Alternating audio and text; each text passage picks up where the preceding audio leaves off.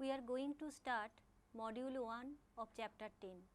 In this module, we shall discuss some applications of classical mechanics in theory of relativity.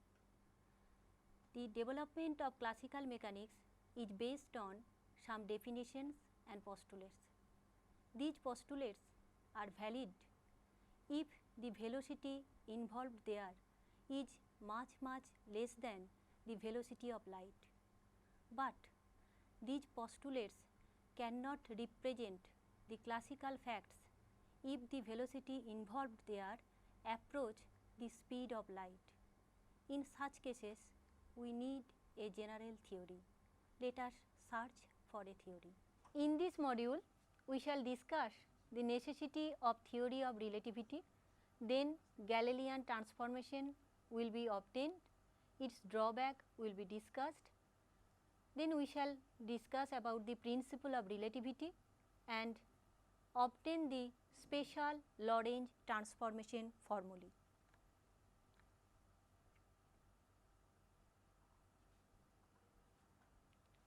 Let us discuss about the Galilean transformation.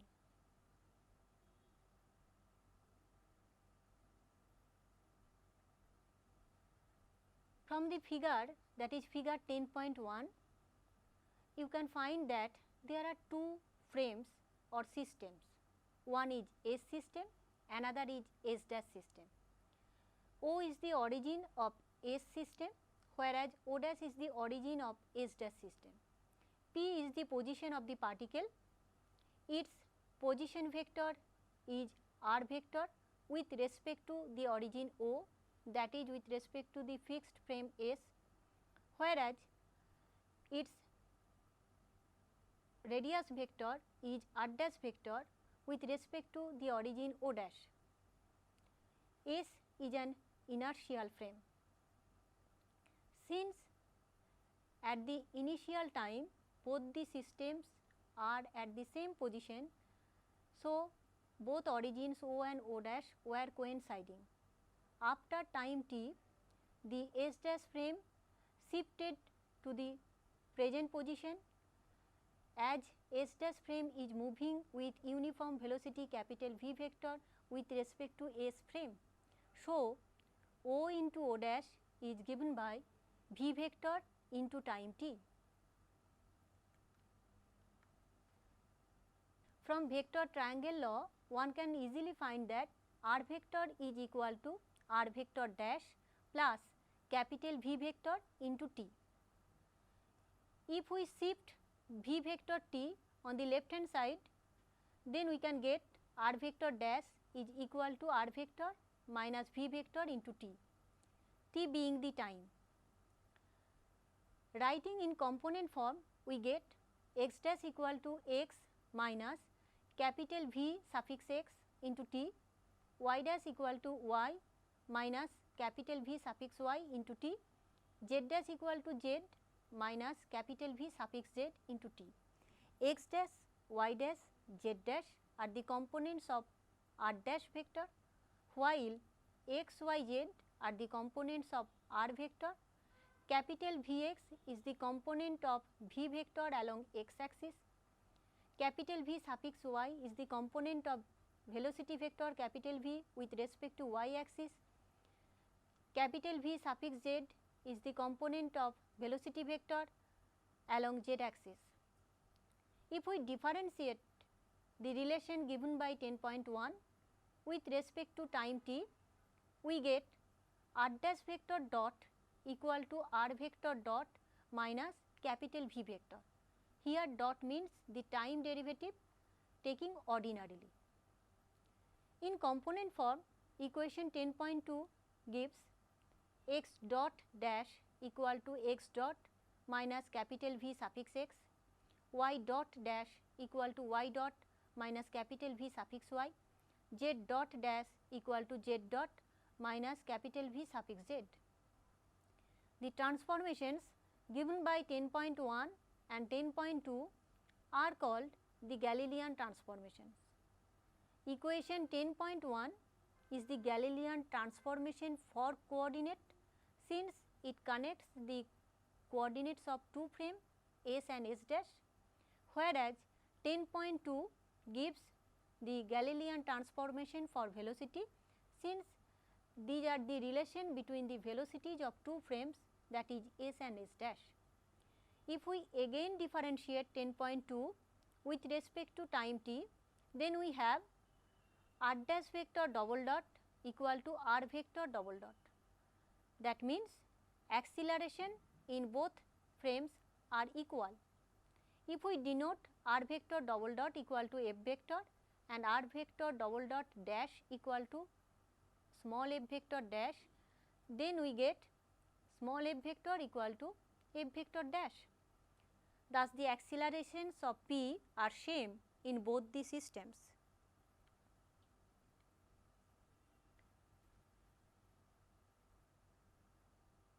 So, if Newton's second law of motion, capital F vector equal to mass into acceleration, that is applied force capital F vector is equal to mass into acquired acceleration small f vector, holds in one system, then it should hold in the other system. So, one can conclude that a system moving uniformly with respect to an inertial frame is again an inertial frame. Now, let us discuss about the drawback of Galilean transformation.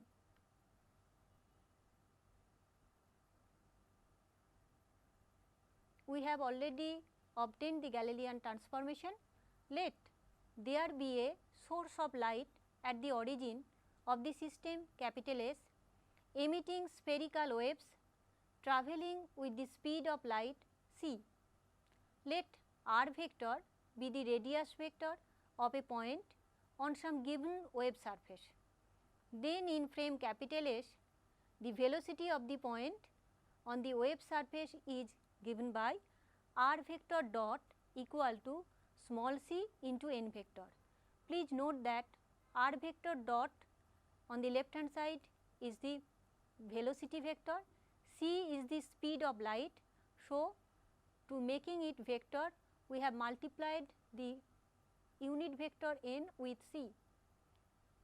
N is the unit vector along r vector. So, both left hand side and right hand side are consistent.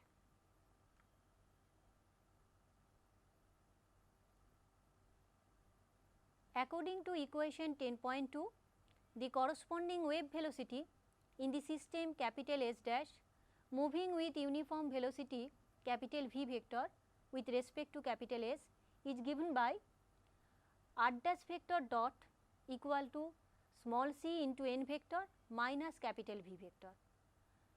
One can get this result from the figure by using the vector triangle law or with the help of Galilean transformation. From this, it is very clear that for the system capital S dash moving with uniform velocity capital V vector with respect to the source of light, the magnitude of the wave velocity in general will no longer be small c, which is nothing but the speed of light.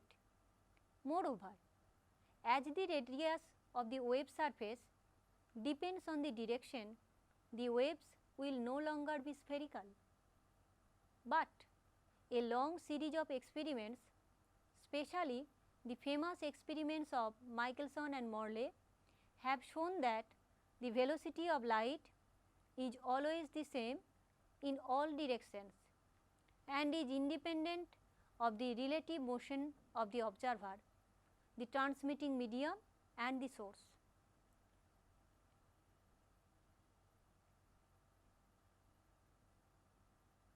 Thus, the Galilean transformation cannot be correct and must be replaced by other, the Lorentz transformation, which will preserve the velocity of light in all the systems. Later on, Einstein showed that such a transformation requires revision of the usual concepts of time and simultaneity. From the experimental fact, he proceeded further that the speed of light is constant in all systems. As a basic postulate, he generalized that all phenomena of physics appear the same in all uniformly moving systems. In this module, we have already shown that Galilean transformation cannot provide accurate result at high speed. So, we have to replace the Galilean transformation by some other transformation. Such transformation must be linear, and in this transformation at the limit of low speed we can get the result for non-relativistic case. Moreover, under this transformation the speed of light should be uniform in each and every inertial frame. In this module, we shall obtain such transformation, popularly known as Lorentz transformation. Now, let us discuss principle of relativity.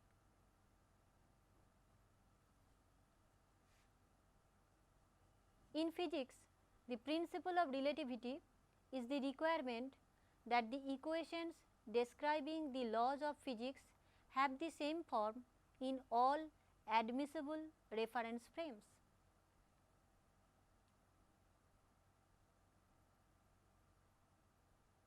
In 1905, Einstein proposed that the laws of physics are the same in every inertial frame, that is, there is no preferred inertial frame. This is known as Einstein's principle of relativity.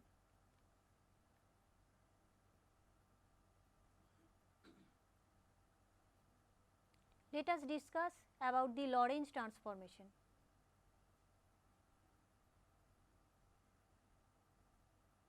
To establish Lorentz transformation, two important postulates are required.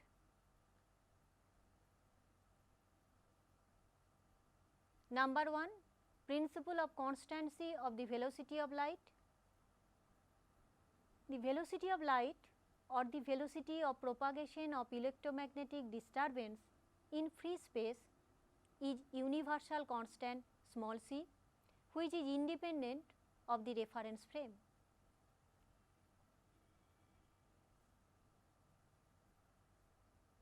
Next, equivalence postulate.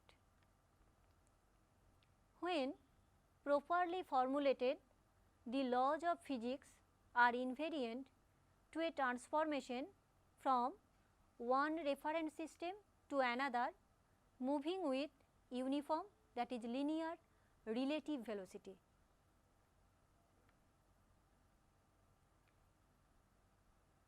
Let us go through the figure 10.2.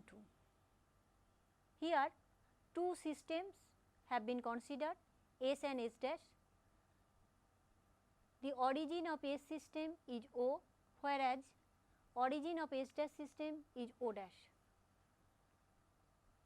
The x and x dash axis of S and S dash systems coincide, whereas y and y dash axis are parallel. Similarly, z and z dash axis are parallel. S dash frame is moving with uniform velocity small v with respect to fixed frame capital S. Capital P is the position of the particle whose coordinates are given by x, y and z. Here special type of coordinate system have been chosen, please note it.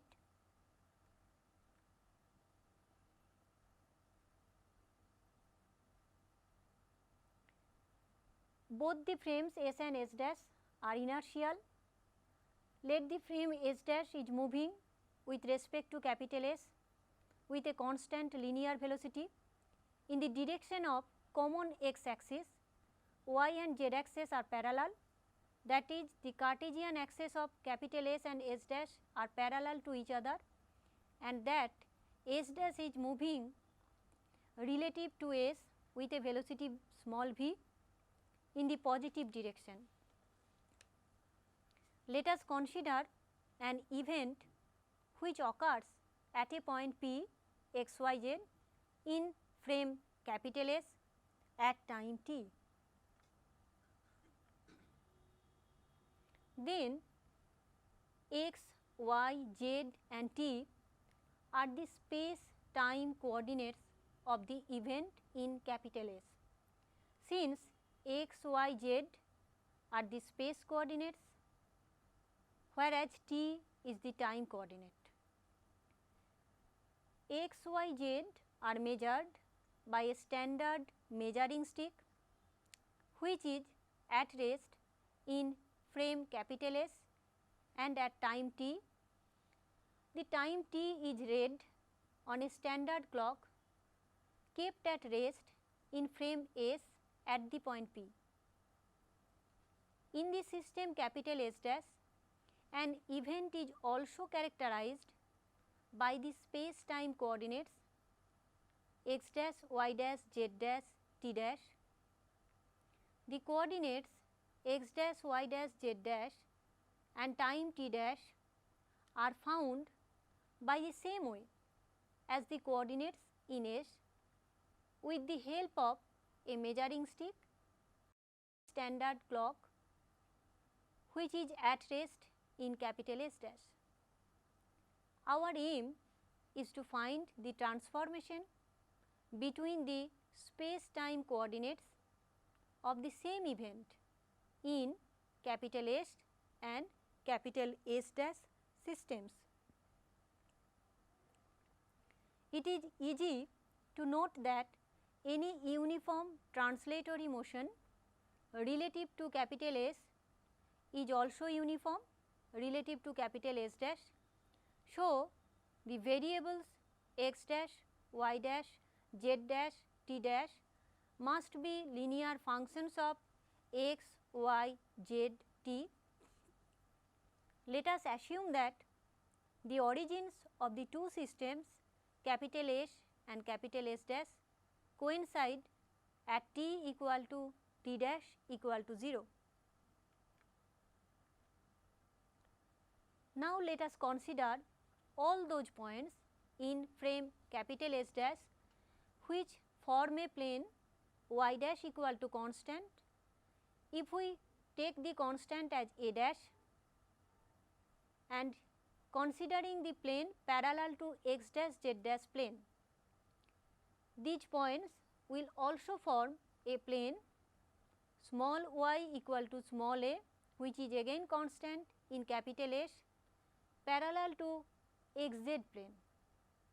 The distances small a and small a dash are measured with the help of measuring sticks which are at different states of motion, and therefore, the ratio small k equal to a dash divided by a must depend on velocity small v. Since S dash frame is moving with respect to the fixed frame S with a velocity small v which is uniform. So, a dash divided by a is equal to k dependent on small v.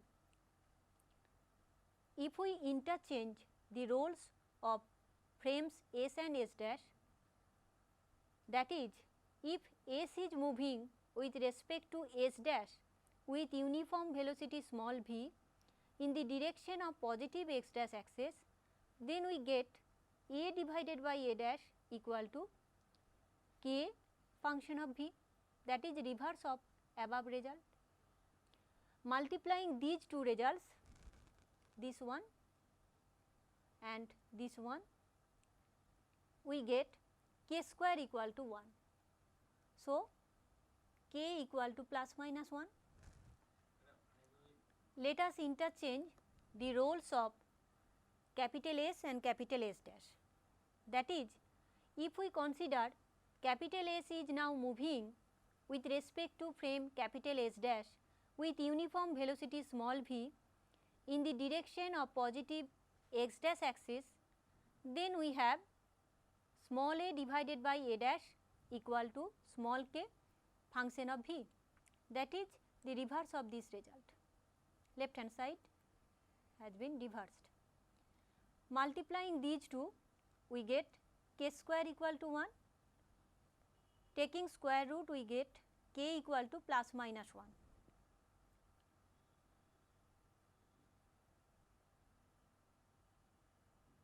Since positive direction of y and y dash are same, please recall the figure. You can find that y and y dash of positive direction are same. So, we can take k equal to 1, hence we have y equal to y dash. Similarly, one can easily prove that z equal to z dash. Let us consider that light signal in frame S and in frame S dash is propagated in the directions with the same velocity c. It is propagated in all directions with the same velocity c. In S, the spherical light wave is given by x square plus y square plus z square equal to c square into t square. X, y, z are the space coordinates, while t is the time. If we look into this, then this gives the square of the dimension of length. So, the right hand side will be consistent with the left hand side. C gives the speed of light, this is the time. The product of C into T gives the dimension of length and its square. So, both left hand side and right hand side are dimensionally consistent. In the same manner, in frame S dash, the light wave is given by x dash square plus y dash square plus z dash square equal to c square into t dash square. X dash, y dash, z dash are the space coordinates in frame S dash, while t dash gives the time in frame S dash. C as usual is the speed of light. We can write this in this way. Similarly, this can be written as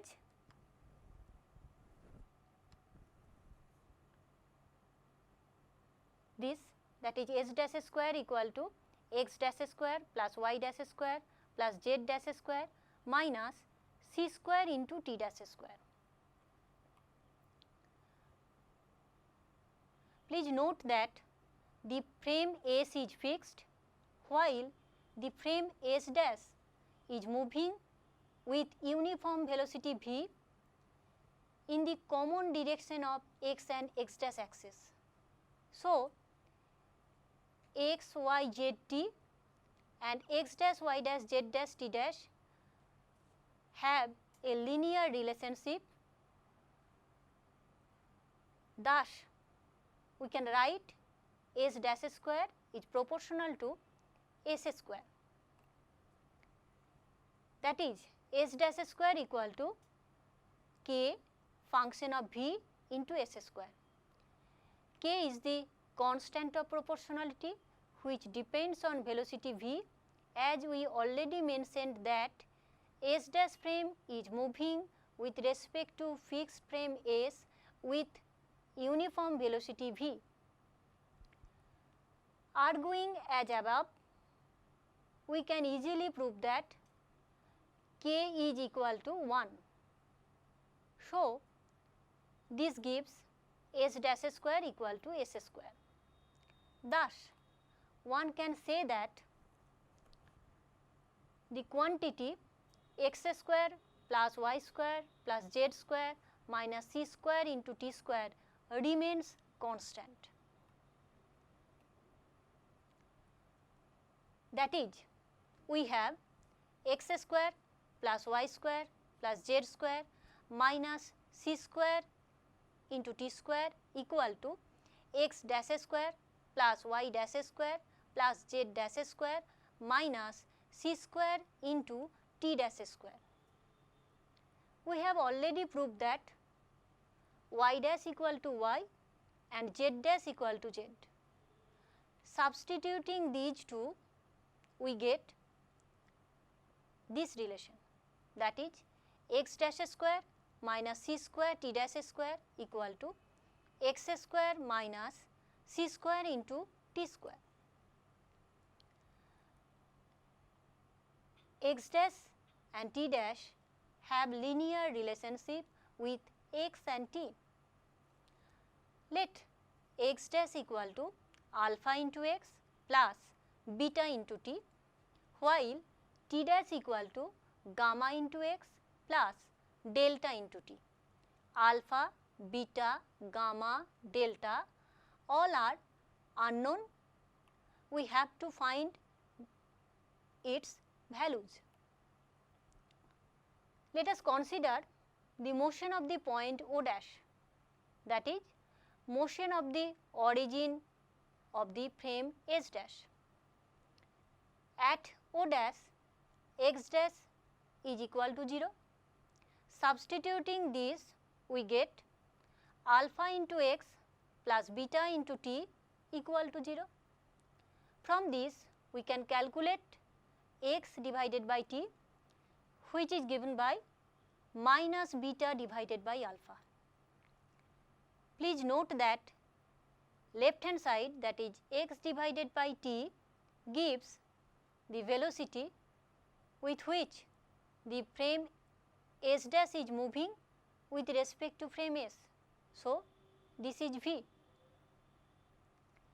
that is it is the relative velocity. If we consider the motion of the point O, O is the origin of the frame S, then we have x equal to 0. Substituting x equal to 0, we get x dash equal to beta into t and t dash equal to delta into t.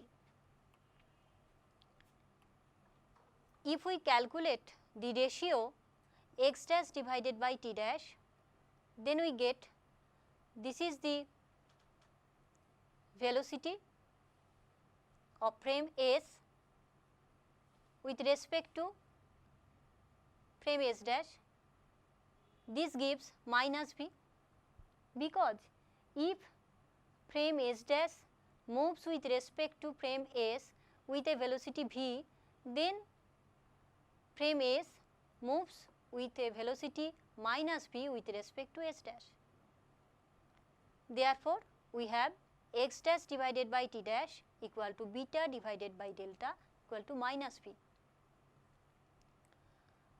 From this and this, we get beta divided by alpha equal to beta divided by delta, which implies alpha equal to delta.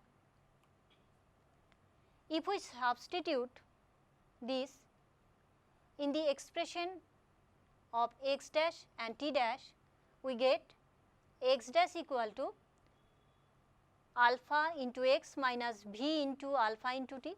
This can be written like this one, and t dash is equal to gamma into x plus alpha into t as alpha equal to delta. We have substituted this value. Now, putting those values in this equation, we get x square minus c square into t square equal to alpha square into x minus v into t its whole square minus c square into gamma into x plus alpha into t its whole square.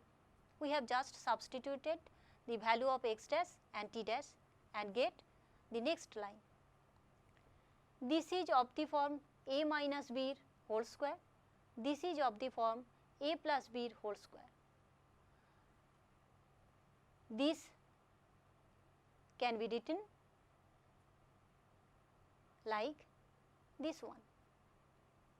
Here we have taken the coefficients of x square here and coefficients of the product term x into t here and the coefficient of t square here.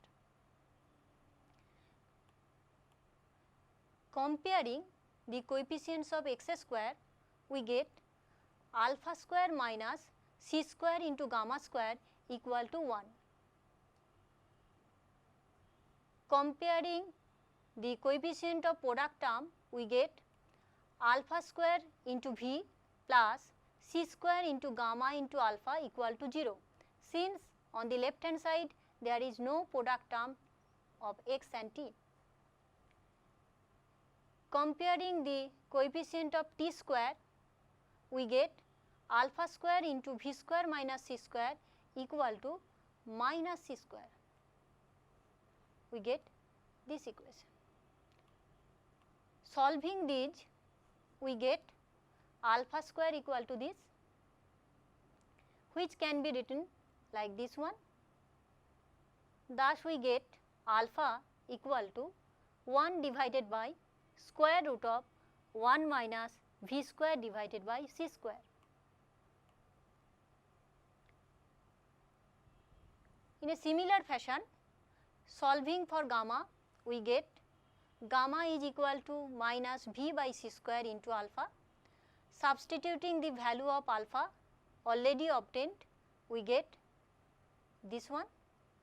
This can be written in this manner.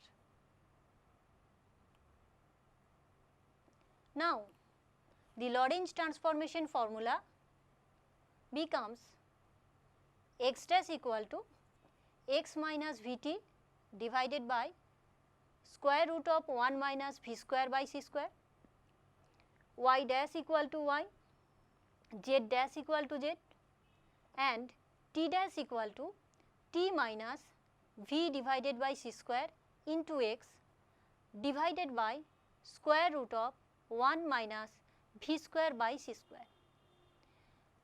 This is known as direct Lorentz transformation formula. One can obtain the inverse Lorentz transformation formula in this form. Just replacing x by x dash, y by y dash, z by z dash, t by t dash and vice versa, and also replacing v by minus v, we have obtained the inverse Lorentz transformation formula.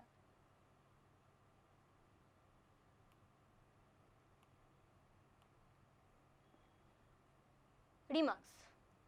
Let us consider the case when v much less than c. In that case, v by c tends to 0.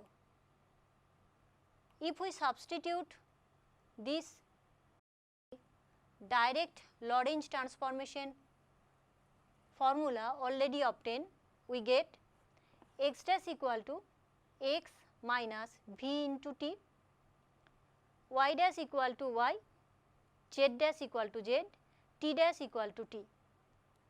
We have obtained this result from here, just substituting v by c tends to 0 here and here, we get this result.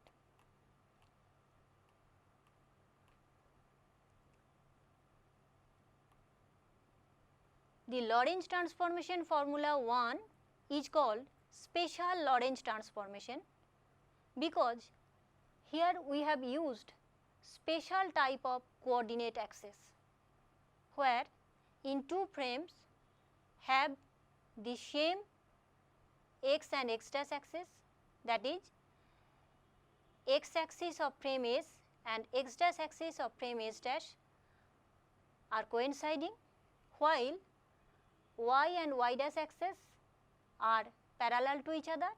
Similarly, z and z dash axis are parallel to each other. That is why we have used the word special. In 1905, Einstein proposed some postulates. These postulates and their consequences develop the special theory of relativity. In this module, we have discussed about this and also obtained the Lorentz transformation formulae. This gives the formula for time also. This is the basic difference with the Galilean transformation. In Galilean transformation, we have only the transformation formulae for space coordinate. In this module, we have discussed the detail about it.